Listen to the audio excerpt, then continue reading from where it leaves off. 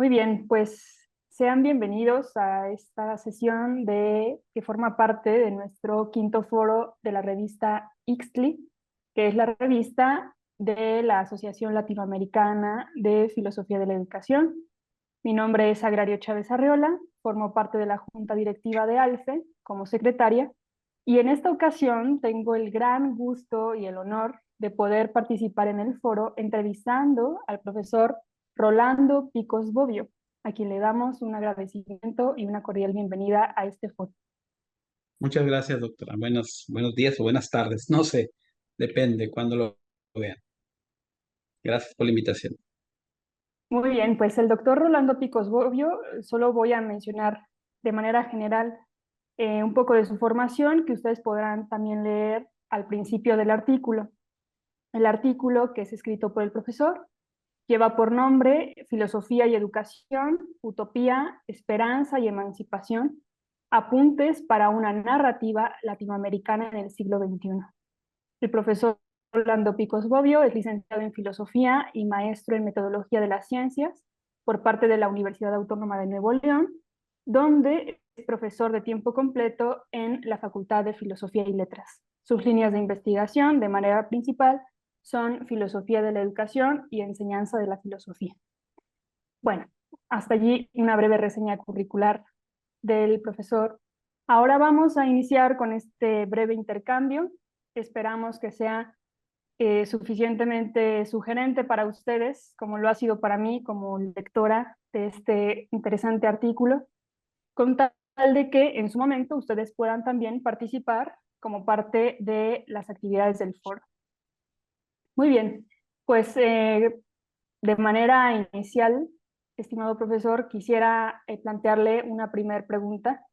Usted en su artículo plantea varias problemáticas, entre ellas la instrumentalización, el pedagogismo en la educación, también el desplazamiento del sujeto en la filosofía de la educación, el narcisismo, el individualismo, entre otras.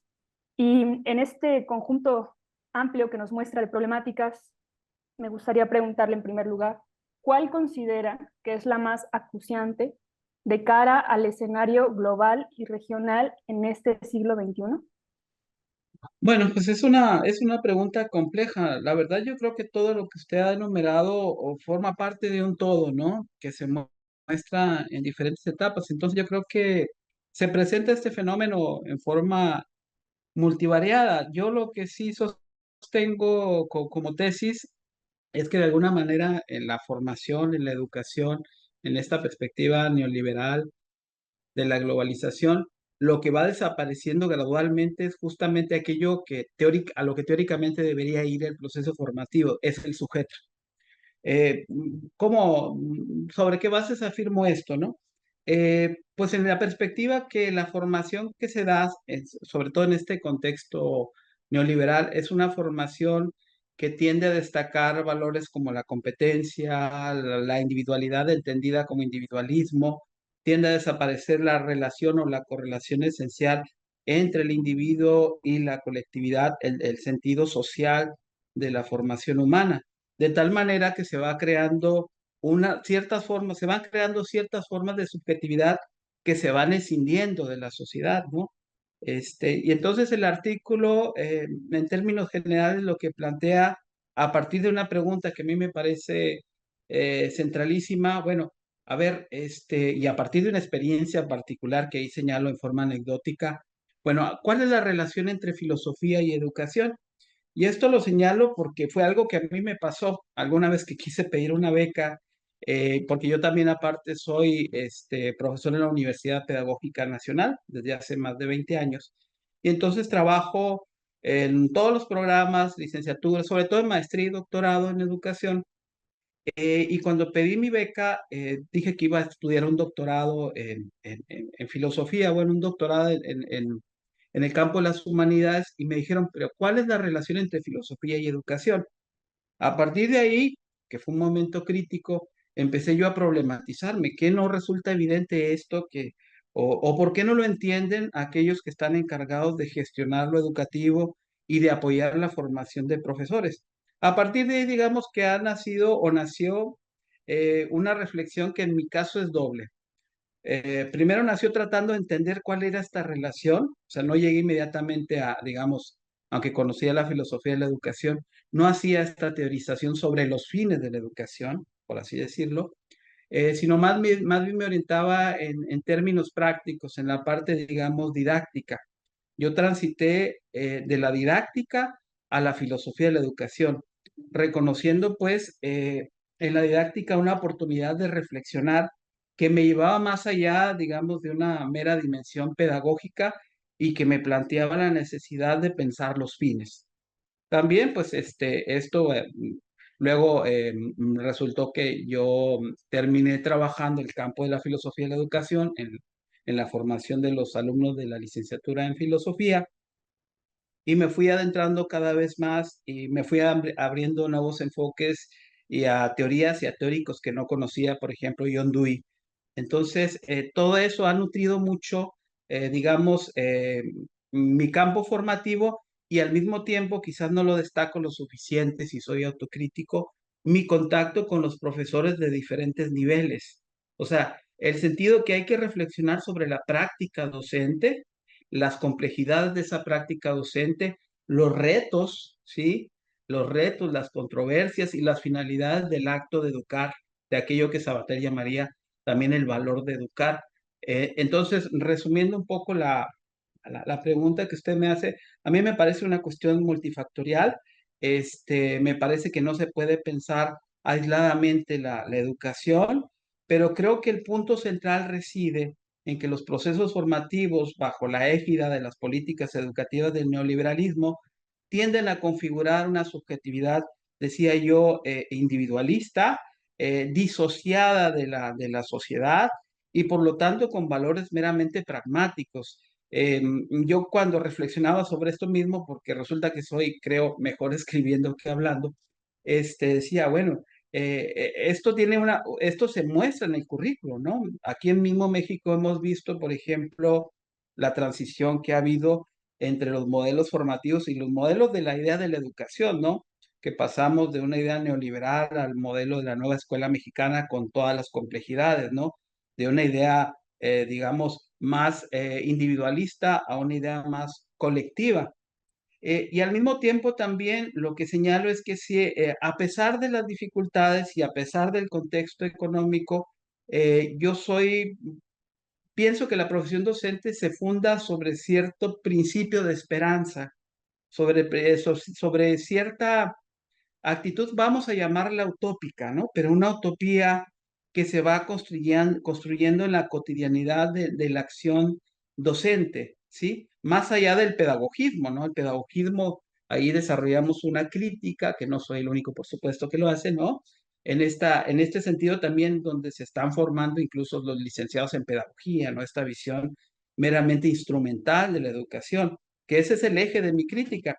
Y así pues he hecho también así exploraciones a partir de esta crítica con Miriu, y me he desplazado a la pedagogía crítica y por supuesto luego asociada al término de emancipación. Una emancipación que se materializa no en forma cosificadora, no en forma ideológica, sino como posibilidad del sujeto de autoconocimiento, ¿sí? Que yo creo que es la base de todo proceso de transformación.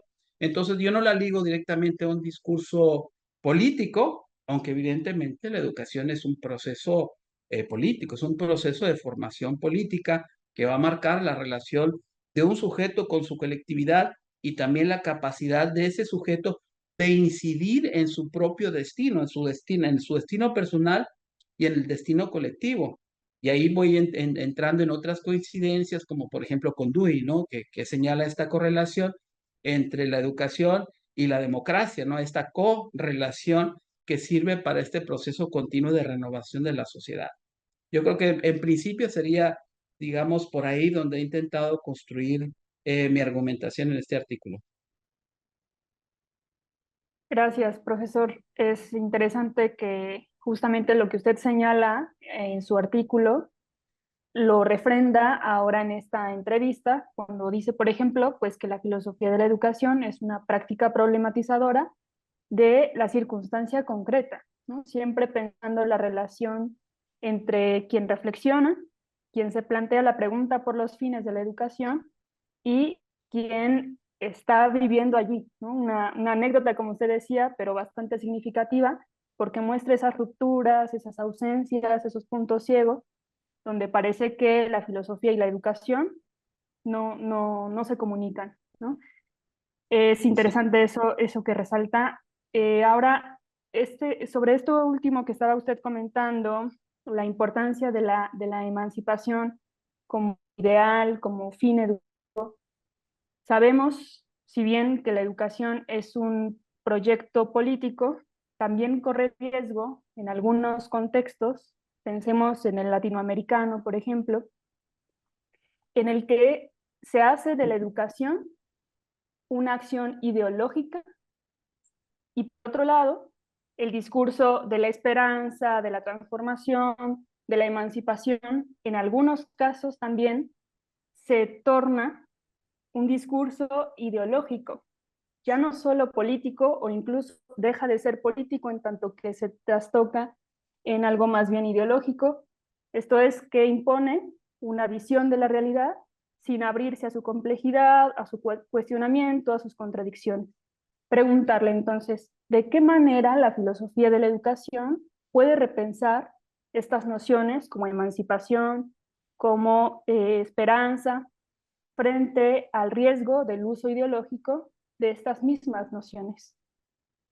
Yo creo que hay dos cuestiones que hay que evitar cuando reflexionamos en torno a la filosofía de la educación y las prácticas también.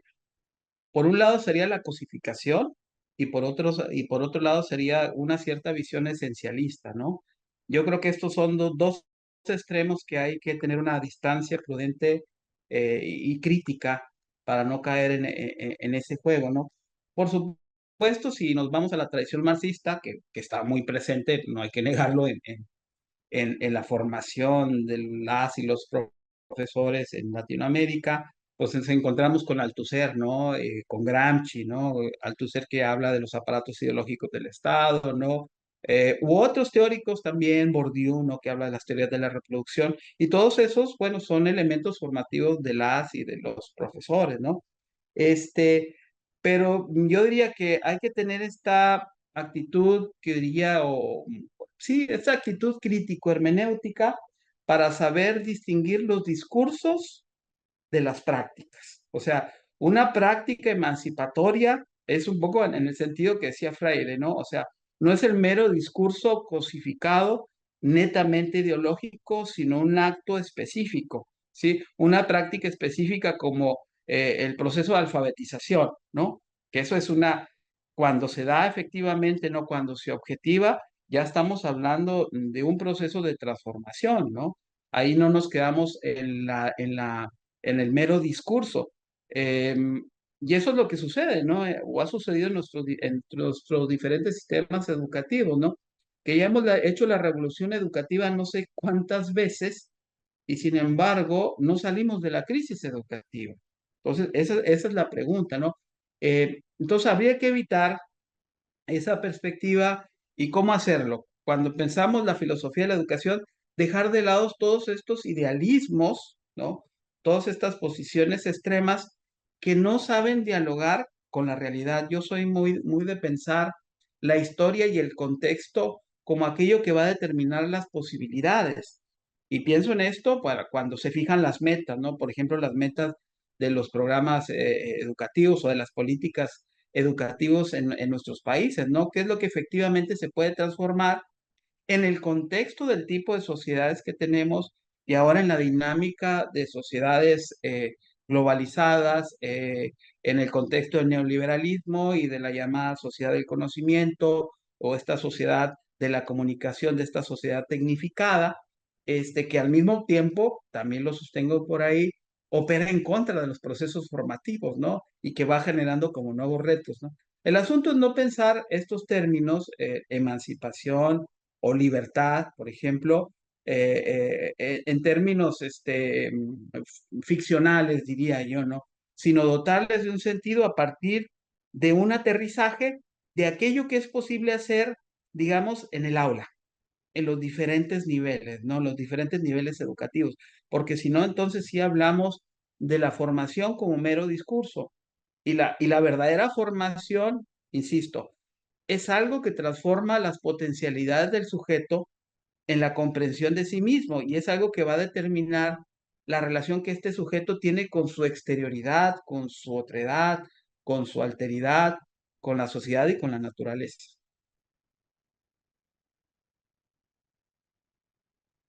No sé si más o menos un poco Sí, contesté lo que usted me sí, preguntaba. profesor, muy interesante. Muchas gracias. Seguramente los otros participantes de este foro también encontrarán en sus respuestas puntos de partida, pretextos, como también a veces decimos, para seguir pensando. Y a este propósito, pues quisiera cerrar con una cita que usted mismo retoma a partir de Bárcena, si mal no recuerdo, Ujú, que usted menciona, ¿no? En el artículo está importante de que de lo que se trata es de seguir pensando, ¿no? Dice la cita que usted retoma, ¿no? De Fernando Bárcena, su concepto, definición y alcance implica un cambio posible, deseable, en el que, y empieza la cita, educar no es alcanzar la felicidad, el dominio individual sobre el azar que altera la vida, ni adquirir competencias o transmitir, como tampoco escolarizar conocimientos, sino que consiste en un cambio de lugar de los conceptos y que remueve el deseo de seguir pensando para hacerlo de otra manera.